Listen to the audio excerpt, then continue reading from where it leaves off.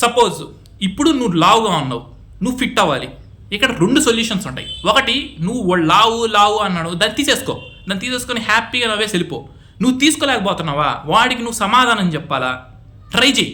అసలు ఏంటి, నేను లావు నుండి సన్నగా ఎలా అవ్వాలి, ఇది మెథడ్స్. వెళ్ళు, డాక్టర్ని కలువు, జిమ్కి వెళ్ళు, మొత్తం తెలుసుకో. కంటిన్యూస్గా ట్రై చేయి. దాదాపుగా 1 year ట్రై చేయాలి, మధ్యలో ఆపేయకూడదు. రిజల్ట్స్ అనేది కొన్నిసార్లు ఏంటంటే 6 months తర్వాత నువ్వు చూస్తావు.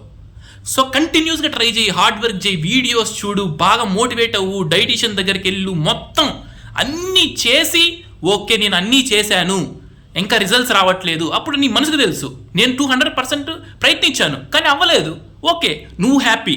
బట్ ప్రయత్నించకుండా గివప్ అనేది ఇవ్వకూడదు ఎప్పుడు కూడా. కమాన్, వీ కెన్ డూ ఎనీథింగ్ అనేది లైఫ్లో ఎప్పటికీ మర్చిపోకూడదు. మనం చేయగలుగుతాం ఏదైనా కానీ. ఇప్పుడు ఒకటి నేను కామెంట్ చేశాడు, ఆ కామెంట్ని ఎలా తీసుకోవాలంటే ఓకే మనం దాన్ని చేయగలుగుతామా లేదా మనసులో పెట్టుకో.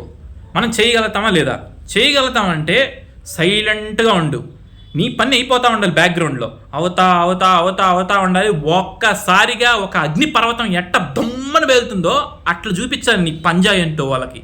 సో అప్పుడు వాళ్ళకి వీడు మామూలు మనిషి కాదురా నాయనా, వీడితో చాలా జాగ్రత్తగా ఉండాలరా, అనుకునేది సాధించాడరా అని వాడి చేత నువ్వు అనిపించుకోవాలి.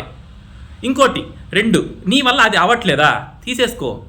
చాలామంది కుక్కలు వాగుతూ ఉంటాయి, అబ్బా నువ్వు వింటావా, తీసేసుకొని హ్యాపీగా నిన్ను యాక్సెప్ట్ చేసుకో. అవును నేను నల్లగా ఉన్నాను, అవును నాకు జుట్టు లేదు, అవును నేను లావుగా ఉన్నాను, అయితే ఏంటి అని కాన్ఫిడెన్స్గా ఉండు.